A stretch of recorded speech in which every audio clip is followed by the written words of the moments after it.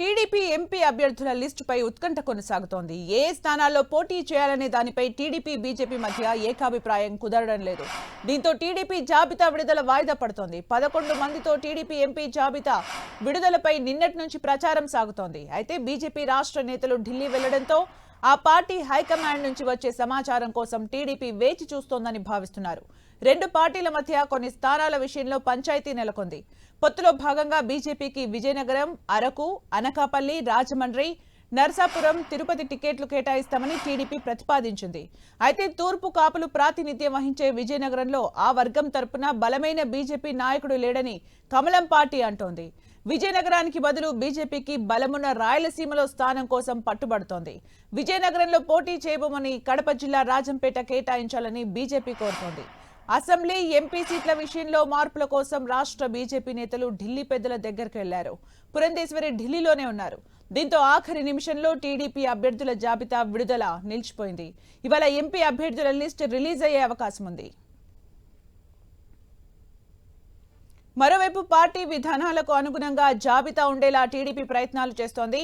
అనంతపురం, హిందూపురం, కర్నూలులో బీసీలకే టికెట్లు ఇవ్వాలని నిర్ణయించింది. అలాగే వైసీపీ నుంచి చేరిన వారికి ఎంపీ స్థానాలు కేటాయిస్తోంది. ఏలూరు పార్లమెంటు స్థానంలో యనమల రామకృష్ణుడు అల్లుడు పుట్టా మహేష్ యాదవ్ పేరు వినిపిస్తోంది. అయితే ఇప్పటికే ఏలూరు స్థానాన్ని కంభంపాటి రామ్మోహన్ రావు, డాక్టర్ పవన్, భాష్యం రామకృష్ణులు ఆశిస్తున్నారు. అనంతపురంలో చివరి నిమిషంలో జేసీ పవన్ కుమార్ రెడ్డి తెరపైకి వచ్చింది.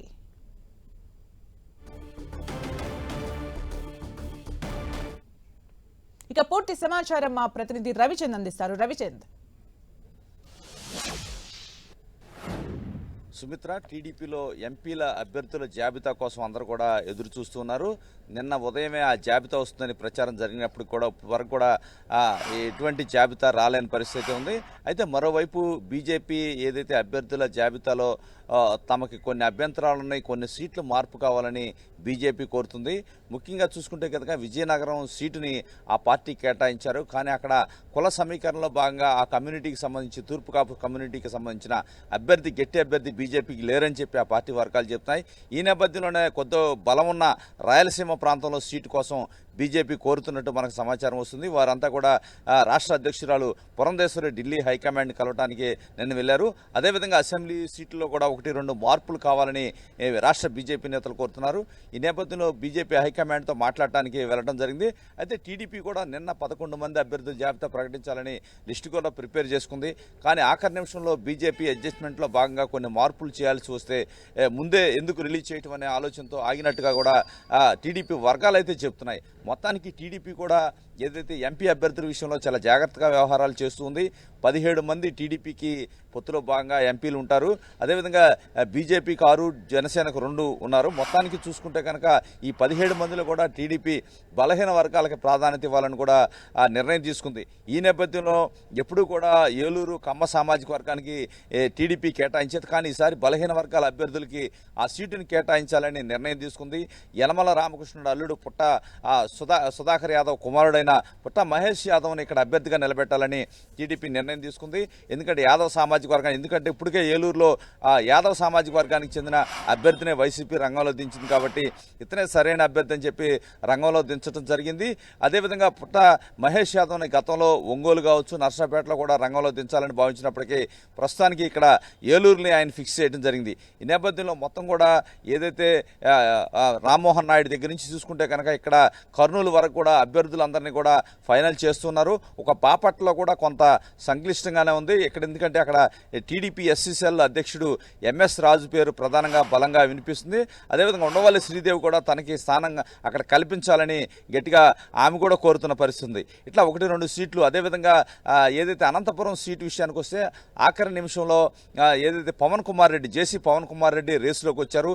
గతంలో చంద్రబాబు కూడా కలిసినప్పుడు, ఎందుకంటే 5 సంవత్సరాలు కూడా ఆయన ఎక్కడ పార్టీ కోసం పనిచేయలేదని చెప్పి కొన్ని ఆరోపణలు.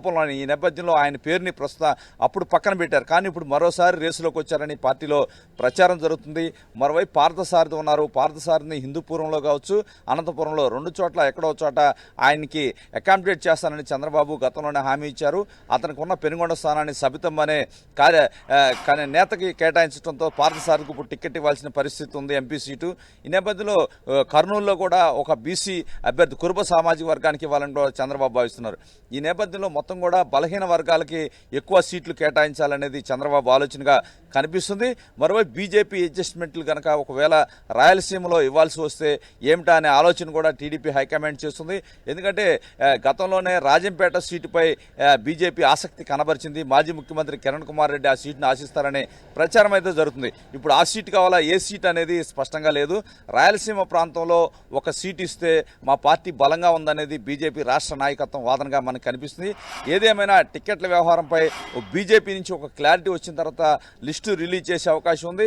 ఏదైనా 11 సీట్లు అయితే రెడీగా లిస్టు రెడీగా ఉందని చెప్తే టీడీపీ వర్గాలు చెప్తున్నాయి. బీజేపీ వ్యవహారం కావచ్చు, ఏదైతే జనసేన కూడా ఇప్పటికి ఆ 2 సీట్లు కూడా వాళ్ళకు కూడా క్లారిటీ వచ్చింది. ఏదైతే వల్లభనేని బాలశౌరి మచిలీపట్నం, అదేవిధంగా కాకినాడ నిన్నే పవన్ కళ్యాణ్ ప్రకటించారు. ఉదయ్ అనే నేతకు అక్కడ సీట్ని ప్రకటించారు. నేపథ్యంలో ఒక బీజేపీ నుంచి ఒక క్లారిటీ వస్తే మొత్తం కూడా ఒకేసారి లిస్టు రిలీజ్ చేసే అవకాశాలు అయితే చాలా స్పష్టంగా కనిపిస్తున్నాయి. ఈరోజు ఏదైతే 11 మంది జాబితాలో లిస్టు వచ్చే అవకాశాలు ఉన్నాయని టీడీపీ వర్గాలు అయితే చెప్తున్నారు. Okay, thank you Ravichand for the updates.